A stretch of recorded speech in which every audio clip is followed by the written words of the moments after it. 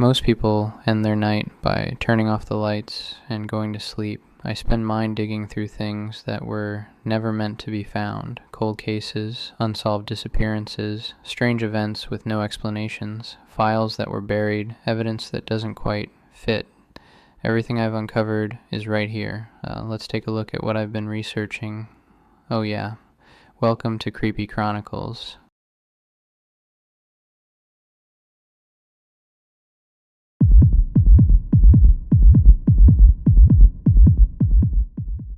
It was December of 2021 in Grays Harbor County, Washington, when one of the most disturbing child disappearance cases in recent memory came to light. Oakley Carlson, a bright and spirited 5-year-old girl with big brown eyes and a shy smile, had been missing for months. Yet no one had reported her disappearance. The story begins in the small rural town of Oakville, a quiet place surrounded by thick forests, winding back roads, and farmlands. Oakley had once lived a happy, stable life with her foster parents, the Hiles family, who had taken her in as a baby when her biological parents, Jordan Bowers and Andrew Carlson, lost custody due to drug abuse. For nearly 3 years, Oakley thrived in her foster home. She was described as loving, playful, and full of energy. Her foster mother later said, "She was the kind of child who brightened up a room. She loved to laugh."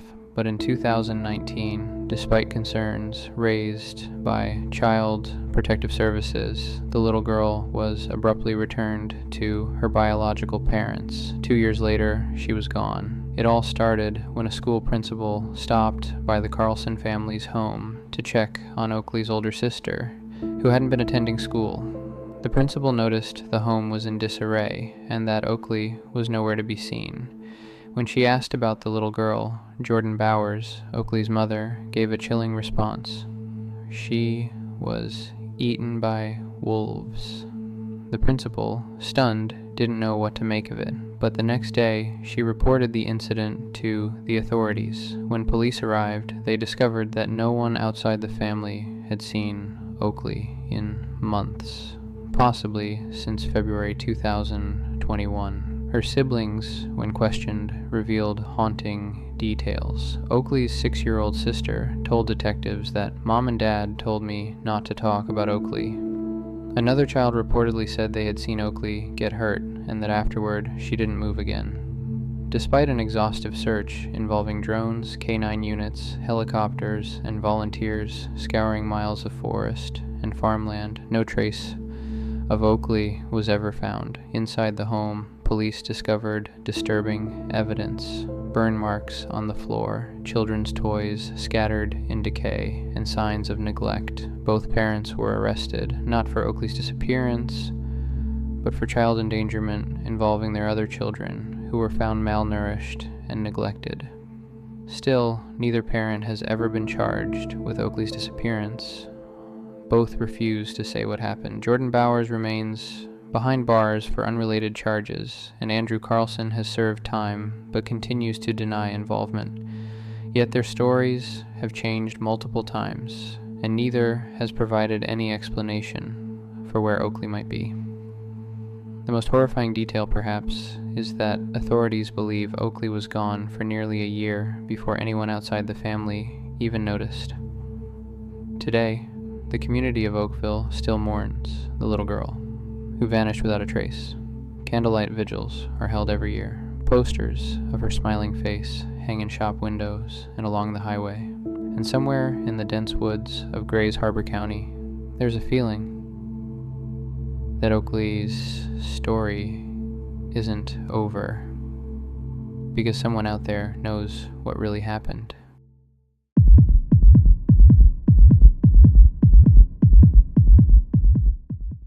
On the morning of April 15th, 2005, Ray Gricar, the 59-year-old district attorney of Center County, Pennsylvania, left his home in Bellefonte for what was supposed to be a short drive. He told his girlfriend he was taking the day off and planned to enjoy the weather. He never came back. That evening, his red Mini Cooper was discovered in a parking lot near the Susquehanna River in Lewisburg, about an hour from home. Inside were his cell phone, county-issued laptop bag, and cigarettes, but Ray himself was gone. When police searched his laptop, they discovered something strange. The hard drive was missing. Weeks later, it was found in the river, separated from the computer and damaged beyond recovery.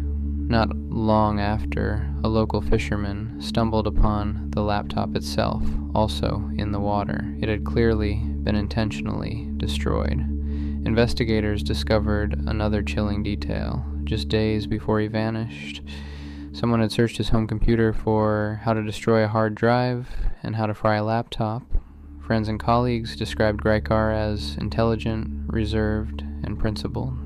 He had declined to prosecute Jerry Sandusky, a Penn State football coach, back in 1998 after an initial complaint was brought forward, a decision that later became infamous after the Sandusky scandal broke years later. That choice led many to wonder, was his disappearance tied to what he knew? Others believed it was a planned disappearance. Gricar had been talking about retirement and had shown interest in missing person cases before. He had also mentioned that if he ever wanted to vanish, he'd do it near water, so people would assume he drowned. But there's a darker theory that he was silenced, whether by someone connected to the Sandusky case, organized crime, he'd prosecuted drug rings, or internal corruption. Many believe Gricar knew something dangerous. Despite numerous searches, sonar scans, and hundreds of tips, no trace of his body has ever been found. To this day, the case remains open, and every theory leaves behind only more questions. Did Ray Gricar walk away from his life, or did someone make sure he never had the chance to tell what he knew?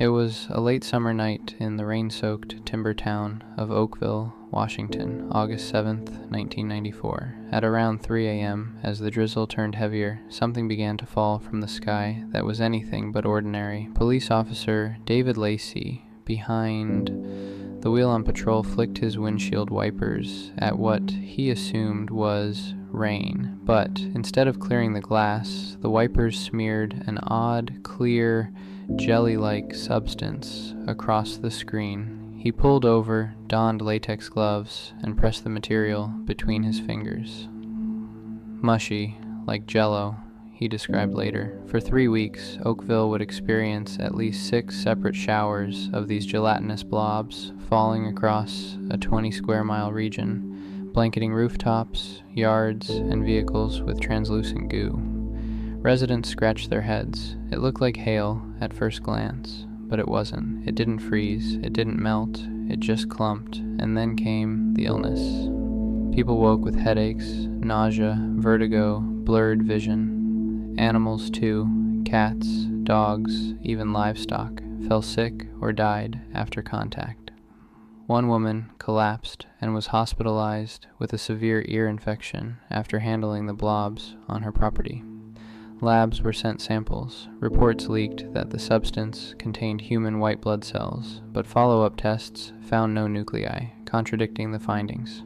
2 bacteria species, Pseudomonas fluorescens and Enterobacter cloacae, were found in one sample, both common environmental microbes.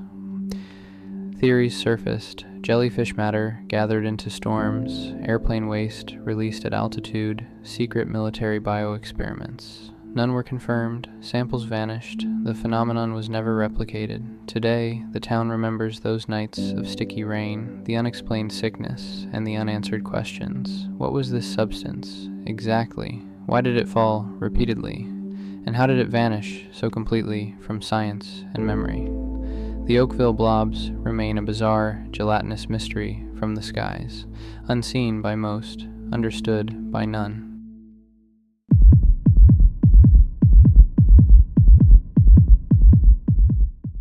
In the summer of 1587, more than 100 English settlers arrived on Roanoke Island, off the coast of what is now North Carolina. Led by Governor John White, they dreamed of building a new life, the first permanent English colony in the New World.